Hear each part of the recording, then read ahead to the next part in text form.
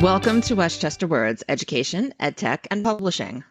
I'm Nicole Tomasi, and in this episode, I'll be joined by Linda Secondari, who is the creative director and principal of Studiolo Secondari. We'll be exploring how design elements can be used to make long-form content more interesting, accessible, and easier for the reader to ingest.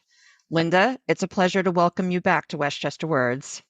Oh, thank you so much, Nicole. It's such a pleasure to be here. I enjoyed our last conversation so much. I did as well. And touching on that briefly, you were here about a year ago and it was discussing a different topic. But to start things off, I was wondering if you could share a little bit about yourself and the work that you do. I have been a book designer primarily, working in-house, publishing, academic publishing. Most recently, I was the creative director at Oxford University Press, where I managed an international design team of 40 plus designers and art directors. And we produced 3,000 books a year. Then 6 years ago, I started Studiolo Secondari, and we design books, we do book packaging, and we also work with publishing clients on branding and digital communications. I also have a consulting wing where I work with publishers or authors on various aspects of operations or ideation and facilitation. Part of what we're talking about today is making information easier to approach and take in a time where information can be accessed pretty much instantaneously and it can be available in multiple formats. But with people being more distracted than ever and having short attention spans, have you noticed the impacts of this? Well, I've definitely noticed it's impacted the way I read, and I believe the way everybody reads. We're just more distracted. The sort of constant churn of social media or the web, I think, has made our minds anticipate something happening every 20 to 30 seconds. We sort of get this like, oh, is an animation going to happen now, or is something going to fly by, or am I going to click on something? And so when we take that mind that has been sort of rewired for a very engaged auditory visual experience, when we take that mind and we put it in front of a book, long form content, especially nonfiction, academic level, policy, dense, long form content, it's just very distracted, like looking at your phone every minute or expecting a notification to happen. And this is true for reading this kind of content online or in an ebook or in a book. We're just more distracted.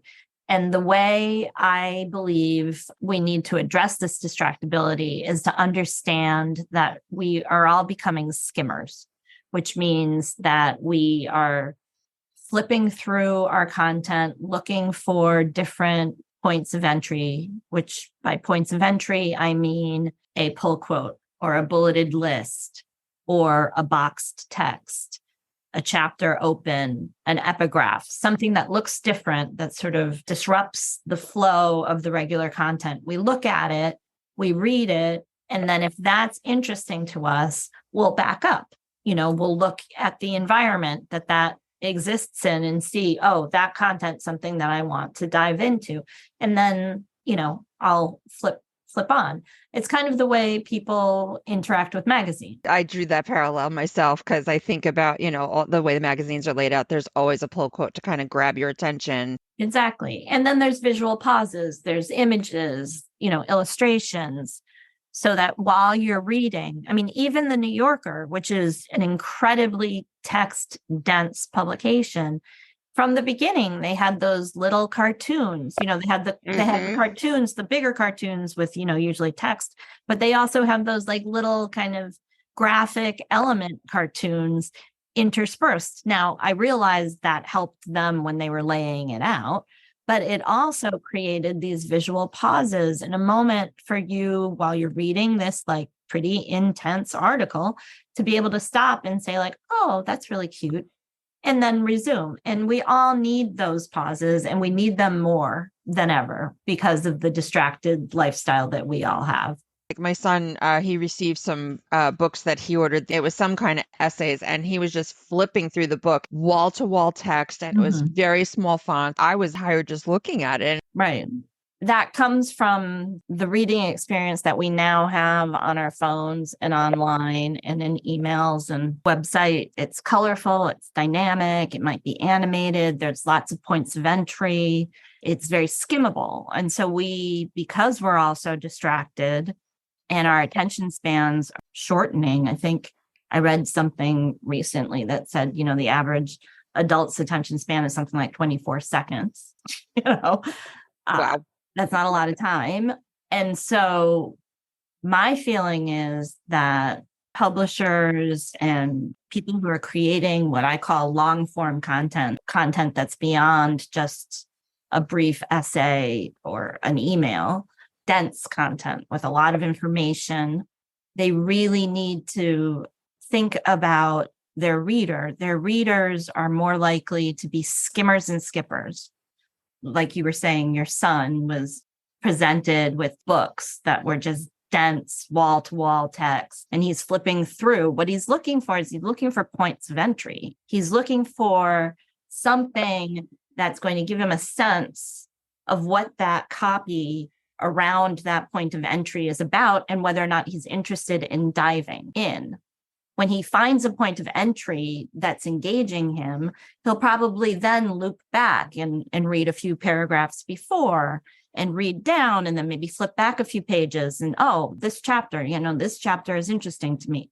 But if you don't have that wayfinding for readers, they're just sort of like butting up against this wall. And psychologically, the page, kind of the traditional text page that as a book designer, I've spent my life designing, is becoming less and less inviting to us without these different wayfinding and points of entry. It's not that we're never going to read something cover to cover, but we need to have that psychology, the way our brains are really being modified by our environment.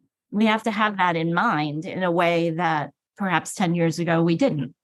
The web has utilized these tools to the point where we're all just so familiar with them that we kind of expect them. I've seen little kids reading books, and if there's a picture or something, they kind of like press it, even though it's a book, they expect it's going to turn into an animation, or maybe it's going to talk to them or something. And I think we all are developing that desire to have that wired brain. Yeah.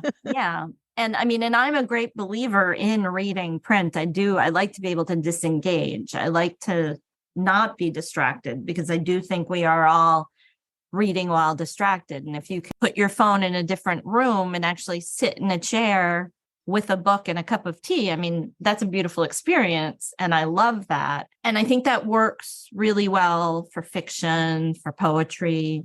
But most of the clients that I have are writing policy, thought pieces, nonfiction. We need to understand that our readers are different than they used to be, and our expectations for our readers need to change.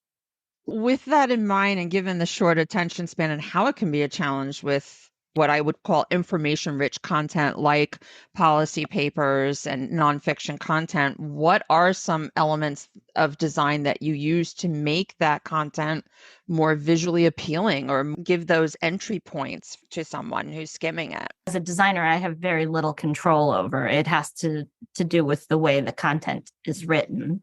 But I can certainly help the content along. So incorporating like visuals and graphics, wayfinding, chapters, paragraphs, bulleted lists, all that kind of information, they really jump, because that's what skimmers will land on. They'll find that element and then they'll decide if that information seems interesting to them. Then they'll probably loop back and read more.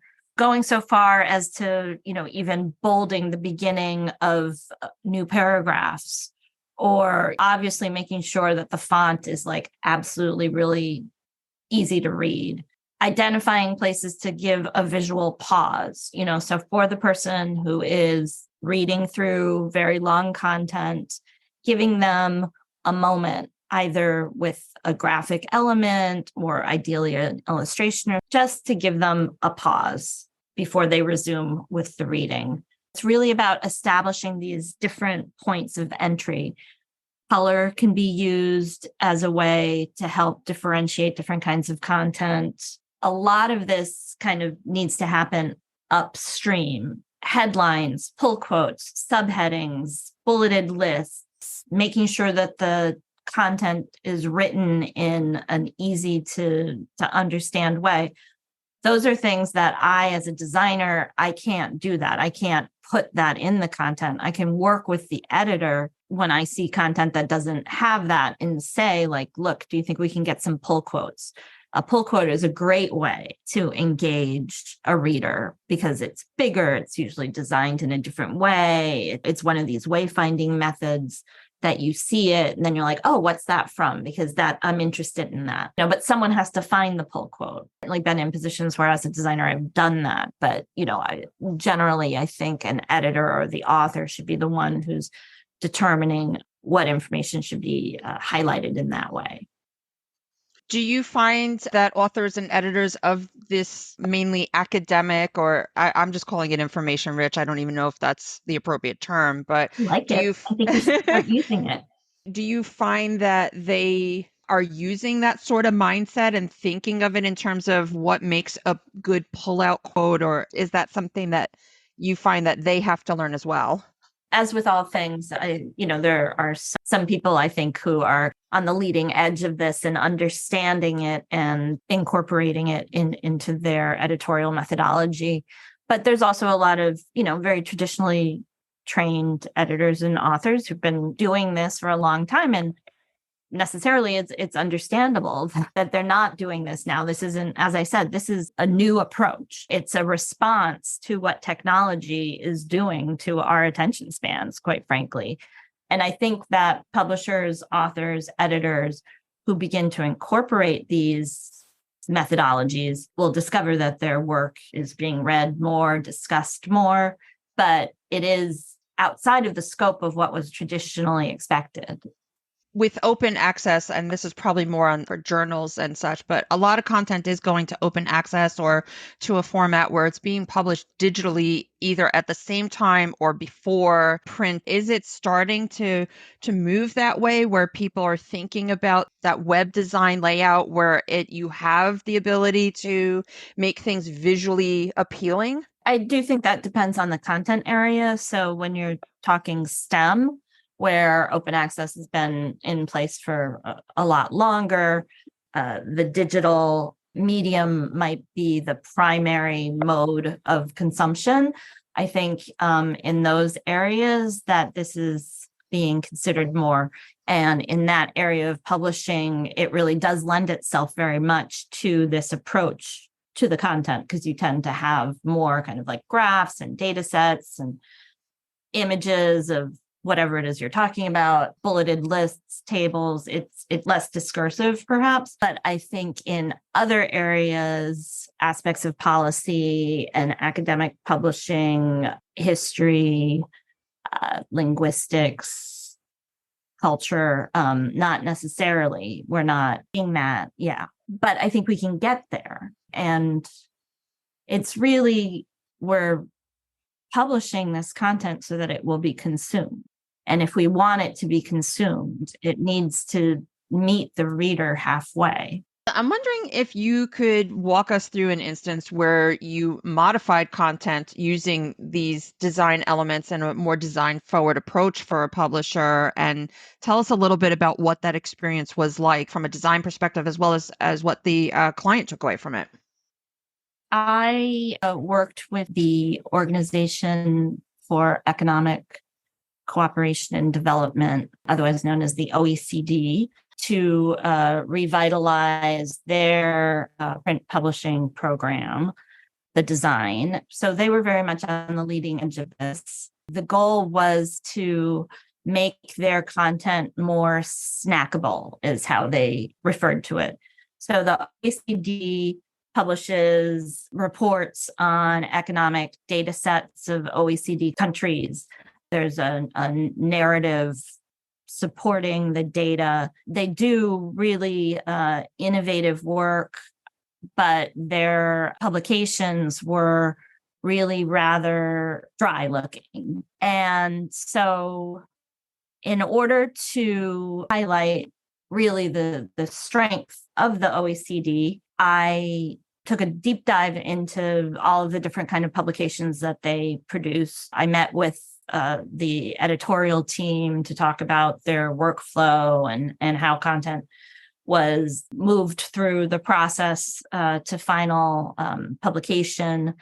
And I deployed a lot of these ideas that you and I have been talking about. So one of the things I felt that was important was for them to sort of like visually represent the benefits of what they were talking about, the end results of some of these strategic initiatives. So I established a style for photography that would, really colorful, and the approach was macro and micro, because that was very much the OECD. They create these like large development strategies, but then they impact people. The idea was we would have these drone shots of container ships and pipelines or building sites, dams, and things like that. And then we would have portraits of the people who were being positively impacted by these investments. And that immediately, for the skimmer who's like flipping through the publication, that immediately would bring home the region where this is happening, what the topic was, all of that would be made immediate and human. They were already on the editorial side working on these like snackable bits. So they had a lot of what I would describe as kind of boxed text.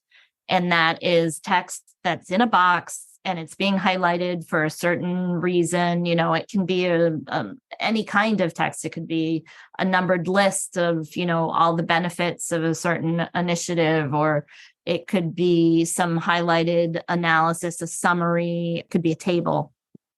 And so we identified these boxed texts as an opportunity to use color, to establish even sort of social media tags that if people wanted to sort of like grab in a digital environment that box text and post it in social media, how that would tag it. And we really had that in mind, this idea that these little morsels were so interesting that readers would want to engage with it and share it in a digital environment. We also identified pull quotes as like another great point of entry. So those are some of the different techniques that I worked with OECD to make their content more skimmable, more engaging. Did they find that it brought more people to their content and more engagement, or it's still too early to measure? The organization itself was very excited about these different approaches. I think the implementation on their end, because I did this as sort of a consultant, I wasn't the implementer. They were doing that internally. I think the implementation on their end has been a little bit delayed, although I do see them using aspects of what we've talked about. They haven't done a full implementation yet. From what I can see on social media, what they are doing is very exciting. I'm seeing a parallel here with plain language, which is becoming more commonplace in certain areas of publishing and in certain parts of the world, particularly in the UK and in the EU. It's becoming actually more legislated, where it's a required component of content that's being published. I had been speaking with Deborah Bosley, who's the founder of the Plain Language Group, about this topic on the podcast last summer, and she also affirmed that design is an important element in helping make that content easier for readers to understand. And I'm wondering if you're finding those parallels as well. Yes. So I have been following Deborah Bosley closely because I do think that what she's doing is a great complement to the approach in terms of design that I'm trying to develop and enact. I'm not seeing a lot of organizations adopting plain language as of yet, but I really do believe, as you say, legislatively, this is, in Europe at least, becoming a requirement. Publishing is global these days, so we're all going to be impacted. And I think actually that we should do similar in this country, at least for publicly available content. I do think it's necessary to enact ideas of plain language. I know that the military has requirements of plain language in all of their manuals. They define it differently. They don't call it plain language, but I support that. I think we could all get behind making sure that government stuff is less complicated to understand. Let's Absolutely. start with the IRS. Absolutely. As I had mentioned at the beginning of the episode, Linda, when you were here on the podcast last year, you were sharing tips about how you can make meetings more effective by design and, with the end result being that people would ultimately have fewer meetings. So I'm curious, have you tamed the meeting beast? I'm pretty good. I've got to say, I definitely question every meeting that I set up and often question meetings that I'm invited to. It's an ongoing struggle though. I don't think we can ever just sit back and say like, oh, that's done, because it's a dance. You're not having meetings with yourself. Although that's a entirely other just that's another episode. And time management, I guess, is sort of like having meetings with yourself, but you're always working with the person who you either want to meet with or wants to meet with you. So it's really more of a methodology, having a rubric. It's an ongoing process. But yes, I do think I do pretty well. Well, that's excellent. I'm glad to hear it. And if listeners are interested in learning more, either through the podcast episode, which was called Designing Effective Meetings, or the information that Linda is sharing on her website, we will be dropping links to that on our website. So, Linda, before we wrap things up, is there anything else you think listeners should know about using design more effectively within long form or information rich content? I guess my plea is for those readers who are in the sort of content creation end of the spectrum, authors and editors, to be open to these ideas and to be open to working with designers to adapt content to conform to this new approach. I know sometimes it's uncomfortable. It's like leaning into some discomfort, but anyone who's done yoga knows that if you lean into the discomfort, you often get so much benefit from it in the end. And everything's new and different until you've done it a few times, and then it becomes normal. So I think we need to partner to help make content more accessible so that our readers are actually engaging with the words and the research that we've all worked so hard to present to them. I think that's a great note to end on. So, Linda, it was wonderful to have you back here on Westchester Words, and I appreciate you sharing how design is used to make content more interesting and engaging for readers and to help them learn and retain the information that's being shared by the authors of that content. If listeners are interested in learning more about the work that Linda does, visit her website at studiolosecondari.com. Thank you for listening to this episode of Westchester Words. If you're looking for previous episodes or want to read additional content that has been shared by some of our guests, please visit our websites, westchesterpublishingservices.com and westchestereducationservices.com. For an international perspective, check out our sister podcast, Westchester Words UK and International, available on the Westchester Education UK website, westchestereducation.co.uk, or wherever you stream podcasts. We love hearing from our listeners and welcome your emails at westchesteredcsvcs.com. Tell us what you enjoy hearing on our podcast or suggest topics that we can cover in future episodes. Speaking of future episodes, I look forward to having you join us for the next episode of Westchester Words, when we'll be having another engaging conversation about a topic of interest to the education, edtech, and publishing communities. Until then, stay safe, be well, and stay tuned.